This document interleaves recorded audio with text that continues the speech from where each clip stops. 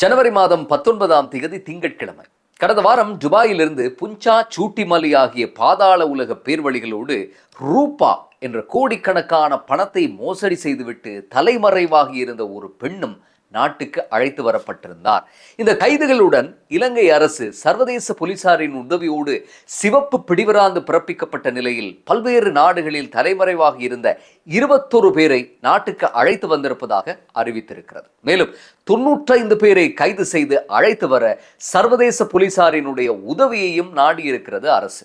பாதாள உலக கும்பலை அள்ளி கொண்டு வருவது ஒன்றும் இலங்கைக்கு புதிதல்ல. இந்தோனேஷியாவிலிருந்து கெஹல்பத்ர பத்மே குழுமம், நேபாளத்திலிருந்து செவ்வந்தி குழுமம் அழைத்து வரப்பட்டது. மேலும் பல்வேறு பாதாள உலக ஆசாமிகள் இடைக்கிடையே பல்வேறு நாடுகளிலிருந்து கைதாகி அழைத்து வரப்பட்டார்கள். ஆகவே துபாயிலிருந்து புஞ்சாவும் சூட்டிமல்லியும் கைதானது ஒன்றும் பெரிய விடயம் கிடையாது. ஆனால் இவர்களோடு கையில் விலங்கு பூட்டப்பட்டு அழைத்து வரப்பட்டிருக்கும் ரூபா என்பவரது கைதுதான் இங்கே பேசப்பட வேண்டிய ஒன்று. காரணம், அவருக்கு இருக்கும் பெரிய இடத்து சம்பந்தங்கள். இப்போது நாம் சொல்ல போகிற கதையில் 2 முக்கிய கதாபாத்திரங்கள் வரப்போகின்றன. ஒரு முக்கோண காதல் கதை போன்ற ஒன்றை சொல்ல போகிறோம். கவனமாக கேளுங்கள். அதுக்கு முதல்ல சட்டமா அதிபர் திணைக்களத்தின் பணி என்னவென்று உங்களுக்கு சொல்லிவிடுகிறேன். அது இந்த கதையை இன்னும் இலகுவாக புரிந்து கொள்வதற்கு உதவியாக இருக்கும்.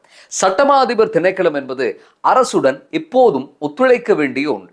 சட்டமா அதிபர் பதவி என்பது போலீஸ் மா அதிபர் பதவி போல, ஆடிட்டர் ஜெனரல் பதவி போல, லஞ்ச ஊழல் ஒழிப்பு திணைக்கள ஆணையாளரினுடைய பதவி போல ஒன்று. இந்த பதவிகளுக்கான பெயர்களை ஜனாதிபதி தான் பிரேரிப்பார். அரசியல் சாசன சபை அதற்கான அனுமதியை வழங்கும். அரசியல் சாசன சபையில் பிரதமர், எதிர்க்கட்சி தலைவர், ஆளும் எதிர்க்கட்சி உறுப்பினர்களுடன் சிவில் அமைப்பின் பிரதிநிதிகளும் கூட அடங்குவார்கள். சட்டமா அதிபர் திணைக்களத்தால் நாட்டின் எதிர்காலத்தை ஒரு நொடியில் தீர்மானிக்க முடியும். நாட்டை தின்று தீர்த்த அரசியல்வாதிகள் முதல் பெரும் குற்றவாளிகள் மற்றும் மோசடி பேர்வழிகளுக்கு எதிரான அத்தனை வழக்குகளையும் துரிதப்படுத்தும், தாமதப்படுத்தும் அதிகாரம் அவர்கள் வசமே இருக்கிறது. இப்போதைய சட்டமா அதிபர் பாரிந்த ரணசிங்கவின் பெயரை ரணில் விக்ரமசிங்க ஜனாதிபதியாக இருந்தபோது பிரேரித்தார். அதை அப்போதைய அரசியல் சாசன சபை உறுதி செய்திருந்தது. ஆட்சி மாறிவிட்டது என்பதற்காக இவர்களை எல்லாம் வீட்டுக்கு அனுப்ப முடியாது. அப்படியே அனுப்புவதாக இருந்தால் முறையாக பாராளுமன்றத்தில் நம்பிக்கையில்லா தீர்மானம் கொண்டு வந்து நிறைவேற்ற வேண்டும். அதாவது போலீஸ் மா அதிபர் தேசபந்து தென்னக்கோனை வீட்டுக்கு அனுப்ப பாராளுமன்றத்தில் என்ன யுக்தி பயன்பட்டதோ அப்படி ஒரு செயல்முறை இடம்பெற வேண்டும். அப்படி அல்லாத பட்சத்தில் இவர்களின் பதவி காலம் முடிந்ததும் ஜனாதிபதி தமக்கு விரும்பிய ஒருவரை பிரேரிப்பார். அதற்கு அரசியல் சாசன சபை அங்கீகாரம் வழங்க வேண்டும். இன்றைக்கும் அரசியல் சாசன சபையில் ரணில் விக்ரமசிங்கவின் காலத்து நியமனங்களில் வந்த சிவில் அமைப்பின் பிரதிநிதிகள் தான் இருக்கிறார்கள். இந்த அரசியல் சாசன சபையின் ஆயுள் ஜனவரி 18ஆம் தேதி, அதாவது நேற்றைய தினத்தோடு தீர்ந்து போகிறது. ஆகவே ஜனாதிபதிக்கு தமக்கு தேவையான சிவில் அமைப்புகளினுடைய பிரதிநிதிகளை நியமிக்கும் அதிகாரம் இன்னும் ஒரு வாரத்தில் ஏற்பட்டுவிடும். ஆடிட்டர் ஜெனரல் பதவிக்கு ஜனாதிபதி 4 தடவை தமக்கு சரி என்று பட்ட நபர்களின் பெயர்களை பிரேரித்த போதிலும் அரசியல் சாசன சபை அவற்றை நிராகரித்தது உங்களுக்கு ஞாபகத்தில் இருக்கும். அரசியல் சாசன சபை என்பது வெறுமனே ரப்பர் ஸ்டாம்ப் அமைப்பு அல்ல. இலங்கையின் தலை விதியை நெறிப்படுத்துவதில் மிக முக்கிய பாத்திரம் ஏற்றிருக்கிறது என்று உங்களுக்கு இப்போது புரிந்திருக்கும். நிறைவேற்று அதிகாரமுடைய ஜனாதிபதியாக இருந்தும் அவரது கட்டளைகள் உதாசீனம் செய்து புறந்தள்ளப்படுகிறது என்றால் அரசியல் சாசன சபைதான் இங்கே தீர்மான மிக சக்தி என்பதில் சந்தேகமில்லை. சட்டமா அதிபர் ஆமை வேகத்தில் செல்வதாகவும் பெரிய பெரிய திமிங்கலங்களின் வழக்குகள் தாமதமாகுவதாகவும் சட்டமா அதிபர் பாரிந்த ரணசிங்கவை நீக்கிவிட்டு புதிய ஒருவரை நியமிக்குமாறும் சிங்கள முற்போக்கு சமூகத்தில் பரவலான குரல்கள் எழுந்து வருகின்றன. இதே சட்டமா அதிபரை வைத்துக்கொண்டு இந்த அரசால் பயணிக்கவே முடியாது என்ற கோஷம் அனுர அரசு 3/2 பலத்துடன் பாராளுமன்ற தேர்தலில் வெற்றி பெற்ற தினத்தில் இருந்து எழுப்பப்பட்டு வருகிறது. சட்டமா அதிபர் மீது இப்போது பரவலான விமர்சனங்கள் எழத் தொடங்கி இருக்கக்கூடிய நிலையில் ஐக்கிய தேசிய கட்சியின் ஒரு சிலரும் மேலும் சில எதிர்க்கட்சிகளினுடைய சிவில் அமைப்புகளும் சட்டமா அதிபரை பாதுகாக்க வேண்டும் என்று கிளம்பி வந்திருக்கின்றார்கள். உண்மையில் சட்டமா அதிபர் பதவி என்பது விமர்சனத்துக்கு அப்பாற்பட்டதோ புனிதமானதோ அல்ல. தேசபந்துவை அகற்ற பாராளுமன்றத்துக்கு முடியும் என்றால் சட்டமா அதிபரையும் அகற்ற முடியும். சரி, சட்டமா அதிபர் விவகாரத்தை கொஞ்சம் அப்படியே வைத்துவிட்டு நாம் ஆரம்பித்த கதைக்கு இப்போது வரலாம். புஞ்சா சூட்டிமலியுடன் துபாயிலிருந்து அழைத்து வரப்பட்ட ரூபா நிஷாமனித சில்வாவினுடைய கதையை பற்றி தான் நான் உங்களோடு பேசப் போகிறேன். ரூபா நிஷாமனித சில்வா துபாயில் இருக்கக்கூடிய இலங்கை தூதரகத்தில் ஒரு எழுதுவினைஞராக கடமையாற்றிய ஒரு பெண். இவர் தம் பதவியை துஷ்பிரயோகம் செய்து பல கோடி ரூபாய் மோசடி செய்திருப்பதாக சொல்லப்படுகிறது. இப்போது மெல்ல மெல்ல புள்ளிகளை இணைக்கக்கூடிய தருணம் வருகிறது. ரூபா நிஷாமனித சில்வாவின் கணவர்தான் என்ஸ்லம் டி சில்வா. யார் இந்த என்ஸ்லம் டி சில்வா என்ற கேள்விக்கு பதில் மிகவும் பவர்ஃபுல்லான ஒன்று. தேசபந்து தென்னகோனின் கட்டளையின் பெயரில் வெலிகம W15 ஹோட்டலில் துப்பாக்கி சூடு நடத்த ஒரு போலீஸ் குழுவை அமைத்துக் கொண்டு தலைமை தாங்கி சென்ற போலீஸ் அதிகாரிதான் அவர் என்று செய்திகள் வெளியாகி இருக்கின்றன. உங்களுக்கு ஞாபகம் இருக்கும், தேசபந்துவினுடைய ஆட்கள் நடத்திய அந்த வெறியாட்டம். 2023ஆம் ஆண்டு வெலிகம W15 ஹோட்டல் உரிமையாளரோடு இருந்த தனிப்பட்ட கோபதாபங்களுக்கு பழிவாங்கும் விதமாக T56 துப்பாக்கிகள் சகிதம் என்ஸ்லம் தி சில்வா தலைமையில் போலீசாரை அனுப்பி ஒரு ரவுடி கும்பல் போல துப்பாக்கிச்சூடு நடத்த தேசபந்து தென்னகோன் கட்டளையிட்டதாக சொல்லப்படுகிறது. இதில் சுவாரஸ்யம் என்னவென்றால், வெலிகம மற்றும் மாத்தறை மாவட்டத்துக்கு பொறுப்பான எந்த ஒரு போலீஸ் நிலையத்துக்கும் இது பற்றி தேசபந்து அறிவிக்கவில்லை.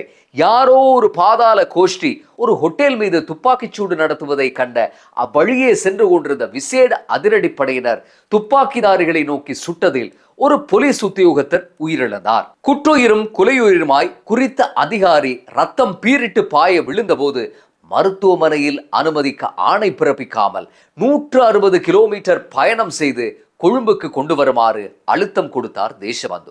தேசபந்து சொன்னதை அப்படியே நிறைவேற்றினார் என்ஸ்லம் தி சில்வா. இது அப்போது மிக பிரபலமாக செய்தித்தாள்களிலும் சமூக ஊடக செய்திகளிலும் வெளிவந்த ஒரு விடயம். தேசபந்துவின் பொறுப்பற்ற தனத்தால் அநியாயமாக போலீஸ் அதிகாரி உயிரிழந்து போனார். இதனால் சமூக கொந்தளிப்பு ஏற்படும் என்று அஞ்சிய தேசபந்துவும் ரணில் அரசும் குறித்த போலீஸ் அதிகாரியினுடைய குடும்பத்துக்கு சில மில்லியன் ரூபாய் பணம் கொடுத்து வாயை அடைத்தார்கள். இப்பேற்பட்ட தேசபந்து 26 ஆண்டுகளுக்கு மேலாக தனக்கு இஷ்டப்பட்டதையெல்லாம் செய்த தேசபந்து, போலீஸ் சேவையின் கண்ணியத்தை தீயிட்டு கொளுத்திய தேசபந்து, ரணில் விக்ரமசிங்க ஜனாதிபதி தேர்தலில் தோற்று போனதும் பேட்டரி தீர்ந்து போன பொம்மை மாதிரி அடங்கி போனார்.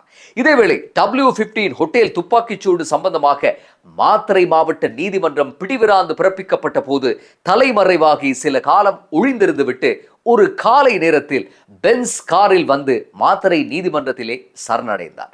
2025ஆம் ஆண்டு ஆகஸ்ட் மாதம் 5ஆம் தேதி இலங்கையின் 36வது போலீஸ் மா அதிபர் தேசபந்து தென்னகோன், அதாவது உச்ச நீதிமன்றத்தால் சேவை இடைநிறுத்தம் செய்யப்பட்டிருந்த போலீஸ் மா அதிபர் தேசபந்து தென்னகோன் பாராளுமன்றத்தில் 177 மேலதிக வாக்குகளால் வீட்டுக்கு அனுப்பப்பட்டார்.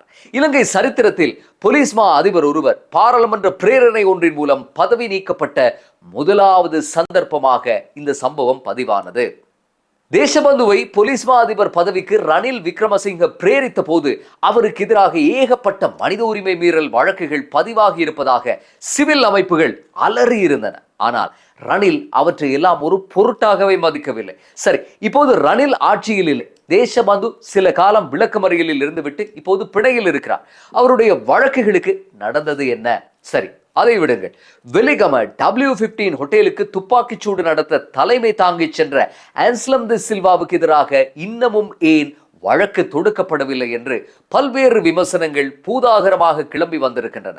அவை அத்தனையும் சட்டமா அதிபர் திணைக்களத்தை நோக்கித்தான் கை காட்டுகின்றன. சட்டமா அதிபர் பாரிந்த ரணசிங்கவுக்கு மெலனி தி சில்வா என்ற பெயரில் ஒரு தனிப்பட்ட செயலாளர் இருப்பதாகவும், இந்த மெலனி தி சில்வாவின் சொந்த அண்ணன் என்ஸ்லம் தி சில்வா என்றபடியால் தான் எந்தவித வழக்குகளும் பதியப்படவில்லை என்றும், தேசபந்து உட்பட அனைவருமே சௌக்கியமாக வாழ்ந்து கொண்டிருப்பதாகவும் ஒரு பாரிய குற்றச்சாட்டு சமூக செயற்பாட்டாளர்களால் இப்போது முன்வைக்கப்பட்டு கொண்டிருக்கிறது. இந்த தகவல்களை எல்லாம் வைத்து பார்க்கும்போது சட்டமா அதிபரின் தனிப்பட்ட செயலாளரின் அண்ணன் தான் என்ஸ்லம் தி சில்வா. தேசபந்து தென்னகோனின் கட்டளையின் பெயரில் வெலிகமவில் துப்பாக்கிச்சூடு நடத்த போய் அநியாயமாய் ஒரு போலீஸ் அதிகாரியின் உயிர் பறிபோகவும் இவர் காரணமாக இருந்திருப்பதாக சொல்லப்படுகிறது.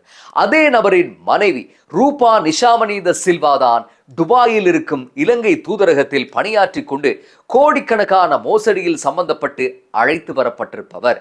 மிக சிக்கலான விவகாரம் இது. உங்களுக்கு ஒரு கேள்வி தோன்றலாம். அதிகாரிகள் நேர்மையாக இயங்க போய்தானே சட்டமா அதிபரின் தனிப்பட்ட செயலாளரின் மைத்துனியை துபாயிலிருந்து அழைத்து வந்திருக்கிறார்கள். ஜனாதிபதி அனுர இடத்தில் வேறு யாராவது இருந்திருந்தால் இந்த கைது சாத்தியப்பட்டிருக்குமா என்று தோன்றலாம். உண்மைதான். இந்த கைதின் பின்னணியில் இயங்கியது முழுக்க முழுக்க குற்ற புலனாய்வு திணைக்களம். போலீஸ் திணைக்களம் இன்று மிக வினைத்திறனுடன் இயங்கி வருகிறது. போலீஸ் திணைக்களத்துக்கு இதே வேகத்தில் ஒத்துழைப்பும் ஒத்தாசையும் சட்டமா அதிபர் திணைக்களம் வழங்குவதில்லை என்பதுதான் இங்கே முன்வைக்கப்படக்கூடிய பிரம்மாண்டமான குற்றச்சாட்டு.